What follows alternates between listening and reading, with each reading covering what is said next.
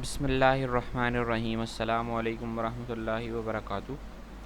I am Sadur Rahman, your mathematics teacher. Today we will discuss chapter number 8, algebraic expressions. Today we will discuss exercise 8b. Exercise 8b question number 1. ये question number 1 है, इसकी मैं correction कर देता हूँ. Question number 1. Arrange the following expressions in ascending and descending order of the variable indicated.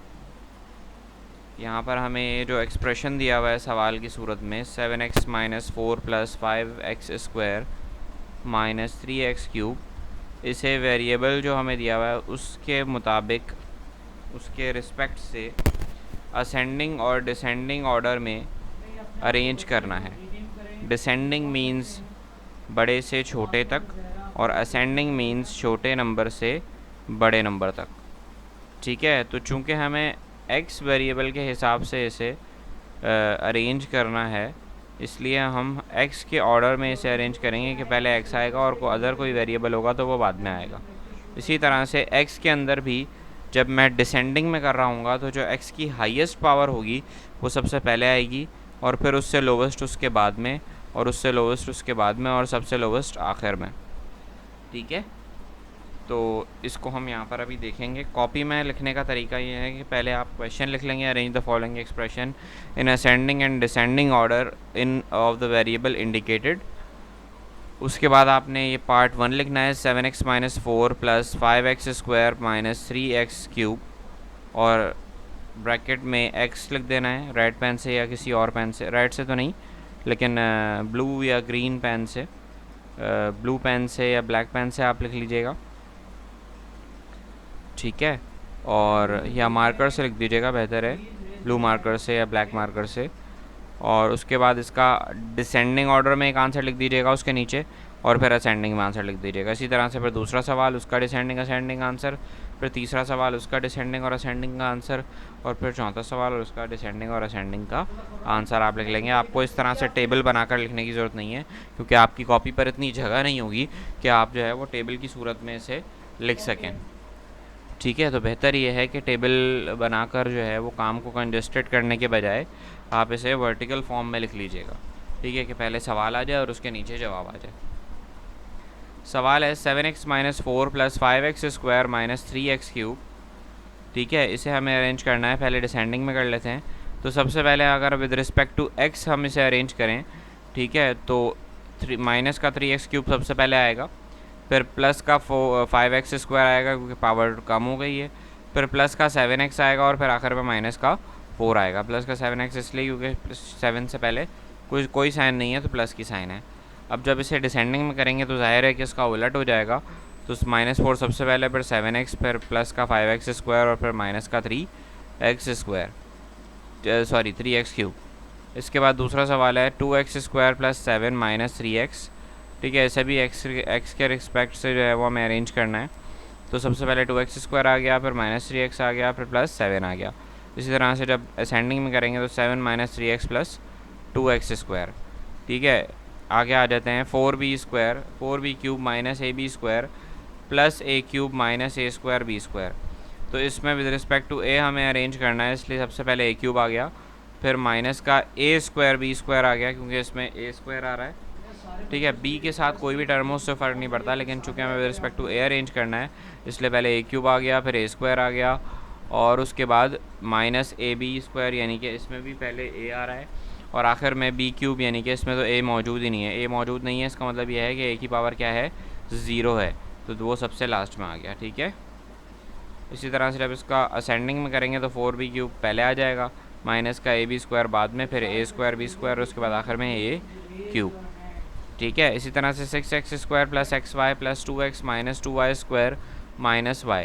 अब इसे मुझे with respect to y arrange करना है, तो माइनस का 2y स्क्वायर पहले आ गया, फिर माइनस का y आ गया, इसके बाद प्लस का xy आ जाएगा. ठीक है, अच्छा, इसके बाद आपके पास y माइनस y और xy दोनों ही हमारे पास मौजूद हैं, दोनों की पावर 1 है y की. ठीक है, तो दोनों में से कोई भी पहले लिखा जा सकता है, लेकिन दोनों में से बल्कि y को पहले लिखना ज़रूरी इसलिए है क्योंकि उसके अंदर x नहीं आ रहा. ठीक है, तो x की पावर क्या है, 0 है. और हम with respect to y arrange कर रहे हैं, इसलिए वाई स्क्वायर फिर वाई सही है, और उसके साथ जो एक्स की पावर 1 है, तो पहले एक्स की पावर 0, फिर एक्स की पावर 1, फिर एक्स की पावर 1, और फिर इन दी एंड एक्स की पावर स्क्वायर। ठीक है ना। तो इस तरह से हमने इसको डिसेंडिंग में अरेंज करा है कि यहाँ पर आपके पास y की टर्म्स पहले आ गई और x की टर्म बाद में आ गई, और वो पावर ऑर्डर की फॉर्म में। और जब इसको असेंडिंग में लिखेंगे तो इसका उलट हो जाएगा कि 6x², फिर 2x, फिर xy, फिर -y, और फिर माइनस का 2y²। ये आपके पास अरेंज हो गया। ठीक है, उम्मीद है कि आप सबको ये सवाल समझ में आ गया होगा। ठीक है, अगले सवाल पर चलते हैं। सिंप्लीफाई करना है x की पावर 4 और होल पावर उसके ऊपर दी हुई है 2। देखें, याद रखें, पावर रूल है, एक्सपोनेंशियल का रूल है कि जब भी पावर के ऊपर पावर गिवन होती है, ठीक है, पावर के ऊपर पावर यानी कि ब्रैकेट लगा हुआ है, मिसाल है जैसे कि यहाँ सवाल लिखा हुआ है कि x की पावर 4 और ब्रैकेट के ऊपर होल पावर दी हुई है। ठीक है, इसको हम पढ़ते हैं होल पावर, x की पावर 4 और होल पावर 2। ठीक है, तो चूंकि इसके ऊपर ब्रैकेट के भी ऊपर पावर दी हुई है, होल पावर दी हुई है, तो इसका मतलब ये है कि ये जो 4 है ये इस 2 से जाके मल्टीप्लाई हो जाएगा। दो चीज़ें आती हैं पावर के ऊपर पावर में कि एक तो सवाल है कि x की पावर 4 है और ब्रैकेट लगा हुआ है और ब्रैकेट के ऊपर, पूरे ब्रैकेट के ऊपर होल पावर दी हुई है 2। तो इस सूरत में तो ये 4 इस 2 से जाके मल्टीप्लाई हो जाएगा और 4 2 ज़ा 8 हो जाएगा और x की पावर 8 आंसर आ जाएगा। और एक सवाल होता है जिसके अंदर आपके पास बोला जाता है कि x की पावर 3 और उसके ऊपर पावर दी हुई होती है 2, कोई ब्रैकेट नहीं लगा हुआ होता। तो इसका मतलब ये होता है कि x की पावर 3 है और 3 जो उसके ऊपर पावर है उसकी पावर 2 है। तो पहले आप 3 के ऊपर पावर अप्लाई करेंगे तो ये बन जाएगा x की पावर 9। ठीक है, लेकिन अगर ये ब्रैकेट लगा हुआ होता है यहाँ पर तो ये बन जाता 3 2 ज़ा 6, x की पावर 6 आंसर आता। ठीक है, तो एक होती है पावर के ऊपर पावर, जो कि ये वाली एग्जाम्पल है, तो इसमें तो पावर के ऊपर पावर अप्लाई करेंगे तो 3 3 ज़ा 9 हो गया। लेकिन अगर ब्रैकेट लगा हुआ है तो ब्रैकेट की सूरत में आपने क्या करना है कि पावर के ऊपर पावर अप्लाई नहीं करनी, आपने मल्टीप्लाई करना है। 4 2 ज़ा 8 आपने मल्टीप्लाई करना है। ठीक है, अच्छा जी। इसके बाद -3a³ और होल पावर है 2। तो -3 की पावर अगर इवन पावर आ रही है, अगर किसी भी नेगेटिव नंबर के ऊपर इवन पावर आ रही है, -3 नेगेटिव नंबर है और उसके ऊपर पावर क्या आ रही है, इवन आ रही है, यानी कि इवन नंबर आ रहा है उसके ऊपर। ठीक है, तो याद रखें कि उसका आंसर हमेशा पॉजिटिव आएगा, प्लस में आएगा। ठीक है, अब माइनस बन गया प्लस, माइनस माइनस प्लस, और 3 3 ज़ा 9। ठीक है, 3 3 ज़ा क्या हो गया 9, -3 मल्टीप्लाई बाय -3 का आंसर क्या हो गया +9, माइनस माइनस प्लस और 3 3 ज़ा 9। अच्छा, a की पावर 3 था, उसके ऊपर होल पावर दी हुई है 2, तो a की पावर 3 मल्टीप्लाई बाय 2 क्या हो जाएगी, a की पावर 6 हो जाएगी। ठीक है, तो 9 a की पावर 6 आंसर आ गया। इसके बाद 2a² b² के ऊपर होल पावर दी हुई है 3, तो 2 का क्यूब हो गया 8 और a की पावर 2 मल्टीप्लाई बाय 3 6 और b की पावर 2 मल्टीप्लाई बाय 3 6, तो आंसर आ गया 8 a की पावर 6 b की पावर 6। 1/2 x² और उसके ऊपर होल पावर दी हुई है क्यूब, तो ये क्यूब पावर जो है ये 1 पे भी अप्लाई होगी और ये 2 पे भी अप्लाई होगी, तो ये बन जाएगा 1/8। 1 1 ज़ा 1, 1 1 ज़ा 1 और 2 2 ज़ा 4, 4 2 ज़ा 8, तो 1/8 इसके ऊपर यहाँ पर आपके पास पावर अप्लाई हो गई है।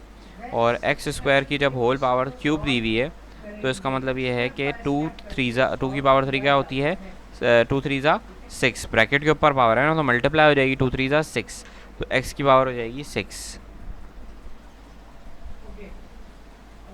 ठीक है, तो 1/8 x की पावर 6 यहाँ पर आंसर आ गया। क्वेश्चन नंबर 2 में मैंने पार्ट 1 3 5 और 6 करवाया आपको, पार्ट जो इसमें 2 और 4 है वो आप खुद करेंगे। ठीक है, बाय और self. Question number 3, simplify 2a का whole square multiply by 2a का होल क्यूब। ठीक है, तो 2 के ऊपर स्क्वायर अप्लाई करेंगे तो क्या हो जाएगा 4a²। ठीक है, 2 2 ज़ा 4 और a के ऊपर स्क्वायर अप्लाई किया तो a क्या हो गया a² हो गया। 2 के ऊपर कोई पावर नहीं है तो क्या, a के ऊपर कोई पावर नहीं है तो क्या है 1 है, 1 2 ज़ा 2, तो 4a² आंसर आ गया। दूसरी तरफ 2a का होल क्यूब, तो 2 के ऊपर जब पावर क्यूब अप्लाई करी तो आंसर आ गया 8 और a के ऊपर पावर 3 अप्लाई करी तो आंसर आ गया 8a³। ठीक है, अब आपस में मल्टीप्लाई हो रहे हैं। ठीक है, तो 8 4 ज़ा 32 और a की पावर 2 और a की पावर 3 जब मल्टीप्लाई हो रहे हों, बेसिस सेम हो, ये क्या है a और a बेसिस सेम है, दोनों a हैं, ठीक है। तो जब बेसिस सेम हो और पावर्स डिफरेंट हो और मल्टीप्लाई हो रहे हो, जब बेसिस सेम हो, ठीक है, पावर्स डिफरेंट हो और आपस में मल्टीप्लाई हो रहे हों, तो उस सूरत में बेस एक दफ़ा लिख दी जाती है और पावर्स ऐड हो जाती हैं। समझ में आ रही है मेरी बात? तो पावर 2 + 3 क्या बन गई? पावर बन गई a की पावर 5, ठीक है। जब बेसिस सेम हो और मल्टीप्लाई हो रही हों तो आपस में पावर्स ऐड हो जाती हैं, ठीक है। लेकिन अगर ब्रैकेट के ऊपर पावर दी हुई है और पावर के ऊपर पावर दी हुई है, ब्रैकेट के ऊपर ब्रैकेट के अंदर नंबर है और उसके ऊपर पावर दी हुई है, तो पावर आपस में मल्टीप्लाई हो जाएंगी, ठीक है। और अगर पावर के ऊपर पावर दी हुई है तो पहले पावर के ऊपर पावर अप्लाई होगी और उसके बाद नीचे वेरिएबल पर पावर अप्लाई होगी, ठीक है। इसी तरह से पार्ट 4 है -4ab² और होल पावर है 2, ठीक है। तो -4 के ऊपर जब स्क्वायर पावर अप्लाई होगी तो आंसर आएगा +16। मैंने अभी बताया था कि नेगेटिव नंबर के ऊपर अगर इवन पावर हो तो आंसर हमेशा प्लस में आता है, ठीक है। 4 का स्क्वायर हो गया 16। अब a के ऊपर पावर जब 2 अप्लाई हुई तो आंसर हो गया a² और b² के ऊपर जब पावर 2 अप्लाई हुई तो आंसर आ गया b की पावर 4, ठीक है। 2 to the 4 हो गई।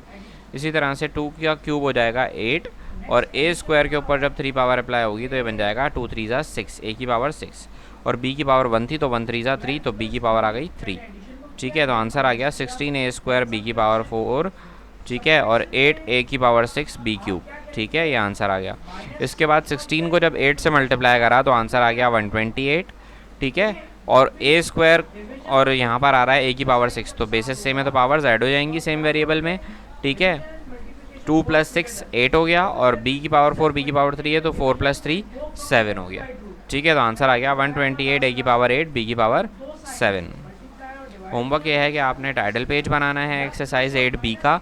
यहाँ पर भी मैं करेक्शन कर देता हूँ, ये एक्सरसाइज 8a नहीं है, एक्सरसाइज 8b है, ठीक है। तो इसमें आपने एक्सरसाइज 8b का टाइटल पेज बनाना है और इसके बाद आपने क्वेश्चन नंबर 1 2 3 के तमाम पार्ट्स करने हैं, ठीक है। क्वेश्चन नंबर 3 में भी मैंने पार्ट 1 और 4 कराया, तो 2 और 3 आप खुद करेंगे और क्वेश्चन नंबर 2 में आपने 2 और 4 खुद करना है, ठीक है। तो ये तमाम पार्ट्स आपने करने हैं, जो आपने होमवर्क में करने हैं वो भी, और जो क्लास वर्क में मैंने समझाए हैं ये भी आपने अपनी कॉपी में लिखने हैं। हर पेज पर date, page number, exercise number आपने मेंशन करना है, ठीक है। जज़ाकल्लाह क्लास, अपना ख्याल रखिएगा, अपना होमवर्क असाइनमेंट कंप्लीट कर लीजिएगा। अल्लाह हाफ़िज़। चलें जी, क्लास एंड करने से पहले मैं आपको बता दूं कि यहाँ पर मैंने चेंज कर दिया है कि आपने एक्सरसाइज 8b का टाइटल पेज जो है वो बनाना है। 8a का तो आप बना चुके होंगे जब आपने एक्सरसाइज 8a की थी, ठीक है। तो क्वेश्चन 1 2 3 आपके तमाम पार्ट्स जो है कॉपी में करने हैं और date, page number, exercise number mention करना है। जज़ाकल्लाह। जज़ाकल्लाह क्लास।